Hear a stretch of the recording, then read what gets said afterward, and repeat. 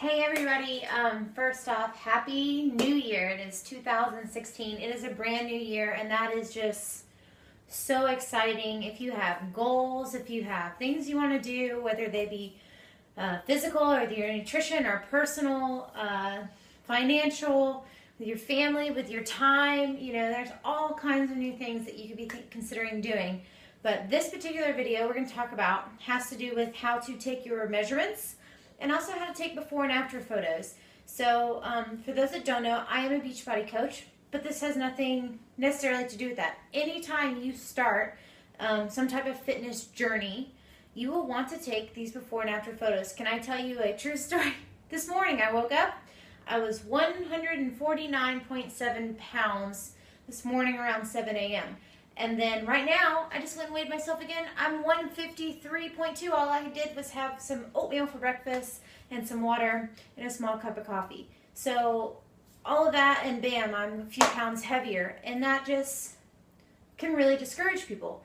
So many people say, I want to lose this weight, I want to lose that weight, I want to be this weight on the scale. But that doesn't mean a whole lot, to be honest. So also, I started my journey in August.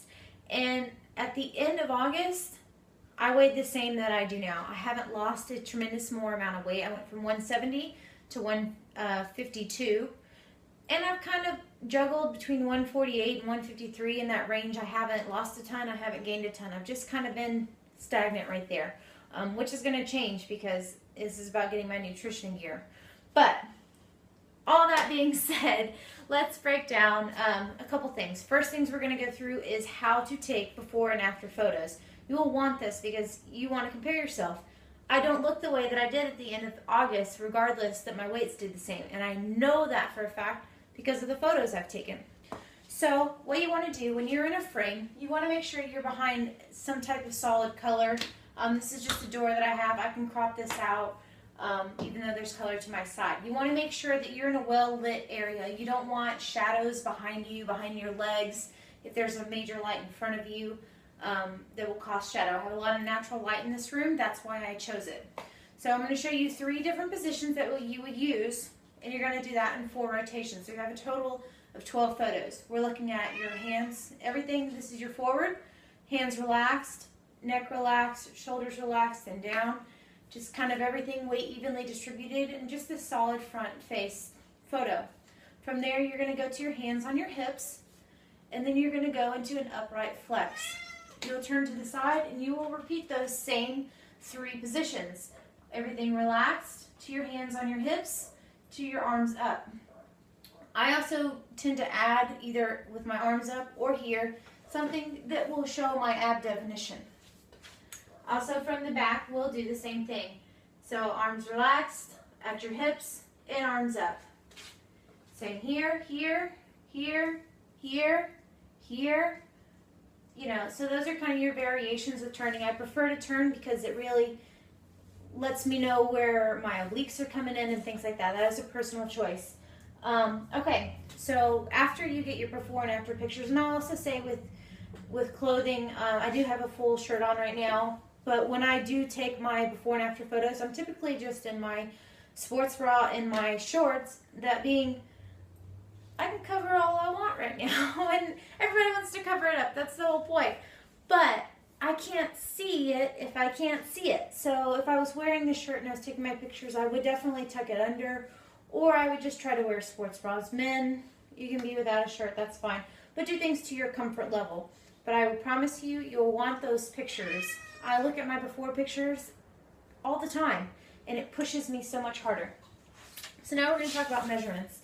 So measuring is a huge tool because, like we already discussed, the weight on the scale can change, just fluctuate throughout the day.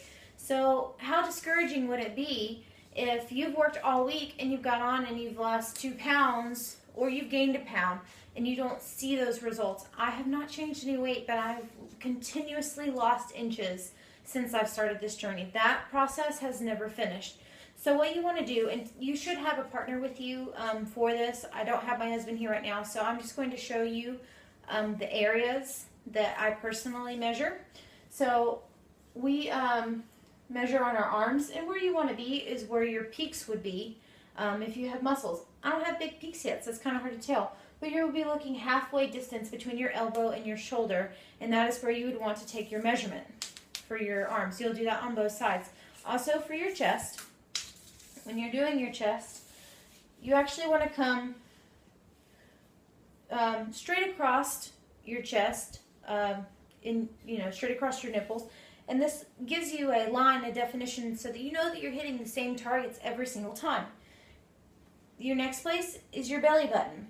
When you're going across your belly button, it will include your love handles and all of that good stuff, because those are going to be there, so you need to make sure that we include them now, because they're going to be gone.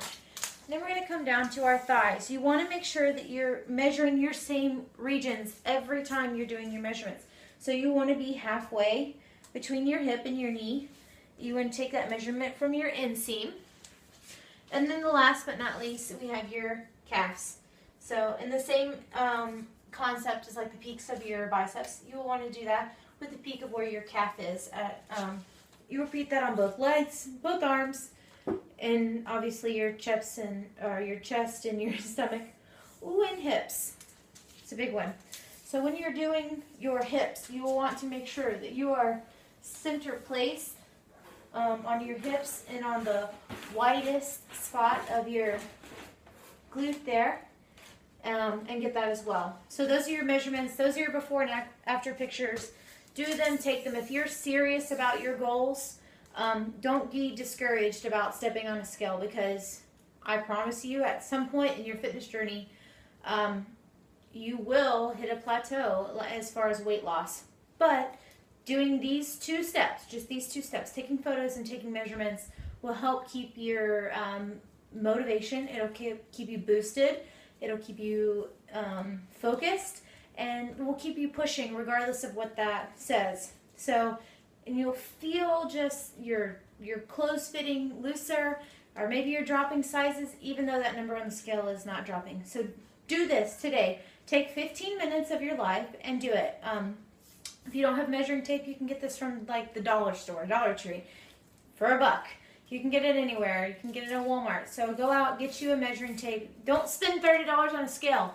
Spend $1 on measuring tape, and contribute that $30 to something more meaningful, like your nutrition, or some type of program that you're really interested in. I'm starting Insanity on the 4th in 3 days. I would love anyone that wants to join me. It's actually on Beachbody On Demand, which is Netflix. It's kind of like the Netflix of programs. You log on, bam, there's all your programs. There's over 3,000 workouts there. So if you want to do Insanity with me, starting on the 4th, you can do that. Just let me know and I'll send you the link. It's free for 30 days. So maybe you say, I have goals and I want to do something. I don't know what to do. Well, here's 3,000 workouts. Actually, more than that. A little over 3,000 workouts free for you for 30 days. And you can do the first 30 days with me. After that, it's $2.99 a week. It's less than $1 a day. It's less than like 50 cents a day to have access to those workouts that are just changing lives. So, love you all. Take your pictures. Take your measurements. And have an amazing, amazing, amazing 2016. And I cannot wait to watch your transformations. I hope I get to be a part of that and witness that. Also, my last tip is to jump on some personal development. Man, has that transformed me from the inside out. I have not personally read The Compound Effect yet, but I just see it so much recommended by so many amazing people. So that is on my list this year. I'm finishing up right now The Magic of Thinking Big, and man, will it change your perspective. So start including something. Listen to a podcast, learn something new, learn a new language, do something with your mind, in your heart, and the body will follow. Peace, guys. Be loved, spread love, do love.